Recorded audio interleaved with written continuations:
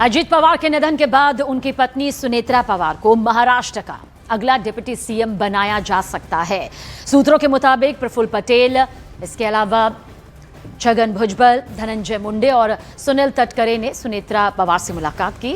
सूत्रों का कहना है कि नेशनलिस्ट कांग्रेस पार्टी के सभी मंत्रियों ने इस बात पर जोर दिया है कि सुनेत्रा पवार को डिप्टी चीफ मिनिस्टर यहां पर बनना चाहिए। जानकारी है कि जल्द ही एनसीपी लेजिस्लेचर पार्टी की मीटिंग यहां पर होगी और अजीत पवार के निधन के बाद एनसीपी नेता नरहरी झिरवाल ने सबसे पहले सुनेत्रा पवार को डिप्टी सीएम बनाने की मांग रखी थी। तो वहीं दूसरी तरफ उन्होंने दोनों यानी कि एनसीपी के मर्जर के बारे में भी कहा। सुनेत्रा फिलहाल राज्यसभा सांसद हैं और अब वो अजीत पवार की बारामती सीट से चुनाव लड़ सकती है। ये सियासी खबर अंदर खेमे से निकलकर सामने आ रही है। इस प्रस्ताव को लेकर एनसीपी के सभी दिग्गज नेता सीएम देवेंद्र फडणवीस से भी मुलाकात करेंगे। उधर एनसीपी पार्टी का शरद गुट से भी विलय होने की संभावना यहां पर जताई जा रही है।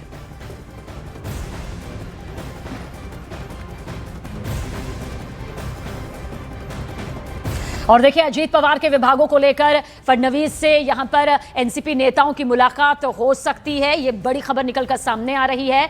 सूत्रों के मुताबिक जल्द सीएम देवेंद्र फडणवीस को एनसीपी लेटर यहां पर सौंप सकती है। अजीत पवार के विभाग एनसीपी को यहां पर दिए जाने की गुजारिश इस लेटर के जरिए की जाएगी और साथ ही अजीत पवार के पास खेल, राज्य उत्पादन शुल्क जो होता, वित्त विभाग जो था, ये बड़ी जिम्मेदारियां उनके हिस्से में थी। और ऐसे में बताया जा रहा है कि इस बाबत जो है वो अब ये लेटर पूरी प्रक्रिया के तहत सौंपा जा सकता है देवेंद्र फडणवीस को। और इसी बाबत मुलाकात भी यहां पर महाराष्ट्र के मुख्यमंत्री देवेंद्र फडणवीस के साथ हो सकती है। जल्द सीएम फडणवीस को एनसीपी ये लेटर यहां पर अपनी इस मांग के साथ सौंप सकती है। विवेक हमारे सहयोगी ज्यादा जानकारी के साथ। विवेक, का क्या जानकारी निकलकर सामने आ रही है? सबने देखिए, आपको बताना चाहेंगे कि अब जो है इस पूरे मामले में जो पोर्टफोलियो खाली थे, अब उसके पोर्टफोलियो एक्सपेंशन हो सकता है। क्योंकि देखिए, अजीत पवार के निधन के बाद 3 पोर्टफोलियो पूरी तरह से खाली हो चुके हैं। प्लानिंग, एक्साइज डिपार्टमेंट और फाइनेंस, ये तीनों पोर्टफोलियो काफी ज्यादा इंपॉर्टेंट है। और इस चीज के बाद अब एनसीपी पूरी कोशिश करेगा कि ये जो पोर्टफोलियो है वो उन्हीं के खाते में रहे। यही वजह है कि जो सूत्रों से जानकारी मिल रही है कि एनसीपी अजीत पवार गुट के नेता जल्द ही महाराष्ट्र के सीएम देवेंद्र फडणवीस को एक चिट्ठी लिखने वाले हैं और उनसे गुजारिश करेंगे कि ये जो पोर्टफोलियो है वो दूसरे पार्टी को ना जाए, बल्कि अजीत पवार गुट के ही नेताओं को, जो एमएलएज हैं, उनको ये पोर्टफोलियो मिलना चाहिए। तो इसको लेकर अब जल्दी जो लेटर है वो महाराष्ट्र के चीफ मिनिस्टर देवेंद्र फडणवीस को एनसीपी के नेता जल्द देने वाले हैं। शुक्रिया विवेक, जानकारी के लिए आपका। तो हमारे सहयोगी विवेक गुप्ता पूरी सियासी जानकारी देते हुए, क्योंकि अभी जो प्रोफाइल यहां पर अजीत पवार का महाराष्ट्र के डिप्टी सीएम के अलावा कई महत्वपूर्ण विभागों के साथ में रहा है, अब जाहिर सी बात है उस सन्नाटे को भी अभी खत्म करना बाकी है। और देखिए, राजस्थान विधानसभा के शून्यकाल में विधायक बाल मुकुंद आचार्य ने मस्जिदों में लगे लाउडस्पीकर के खिलाफ चिंता जाहिर की है, चिंता जताई है। सदन में बाल मुकुंद आचार्य ने कहा कि जयपुर के परकोटा की कई मस्जिदों में लाउडस्पीकर निर्धारित सीमा से ज्यादा आवाज में बज रहे हैं, जिससे आम जनता, स्टूडेंट्स और बुजुर्ग परेशान हैं। तेज आवाज से लोगों की नींद और जो दिनचर्या होती है वो प्रभावित हो रही है। ऐसे में बाल मुकुंद आचार्य ने प्रशासन से अपील की है कि लाउडस्पीकर केवल तय समय और कानूनी सीमा में चले या फिर उन्हें हटा दिया जाए।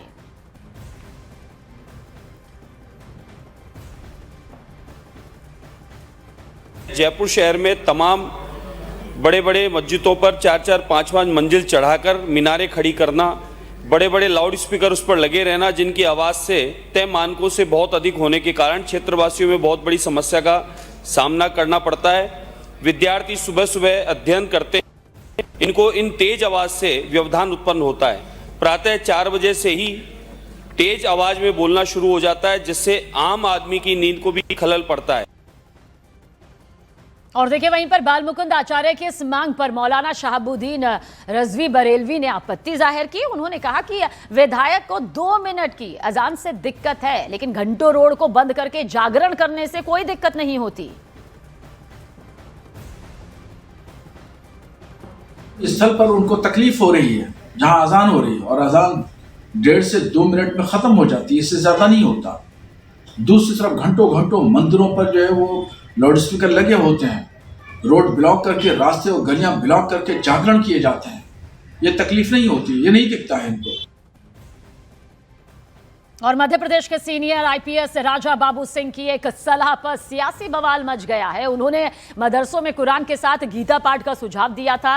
अब इसे लेकर देखिए कांग्रेस विधायक आरिफ मसूद ने सवाल दाग दिए हैं। आरिफ मसूद ने कहा कि सभी शिक्षण संस्थानों और स्कूलों में भी गीता, कुरान और बाइबल पढ़ाई जानी चाहिए, सिर्फ मदरसों को ही टारगेट करना गलत है। उधर बीजेपी विधायक रामेश्वर शर्मा ने कहा कि गीता समाज को दिशा देने वाला ग्रंथ है और इसे मदरसों में पढ़ाने से कोई दिक्कत नहीं होनी चाहिए।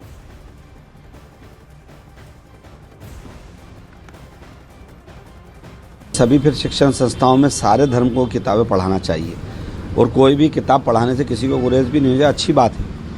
फिर स्कूलों में भी मदरसों को टारगेट करते हैं। मैं कहता हूँ स्कूलों में भी कर देना कुरान, गीता, बाइबल, तो ये नफ़रत का बाजार ही ख़त्म हो जाएगा। क्योंकि हर मज़हब की जो धार्मिक ग्रंथ है वो इंसानियत, इंसाफ और सच्चाई की तरफ और नफ़रत को ख़त्म करके ले जाता है। तो मैं चाहूँगा कि अगर वो यहाँ बढ़ना है तो बजाय यहाँ के यहाँ भी आगे बढ़ें तो ज़्यादा स्वागत योग्य होगा। आजकल तो तभी सभी लोग गंगा जमनी तहजीब में भरोसा रख रहे हैं।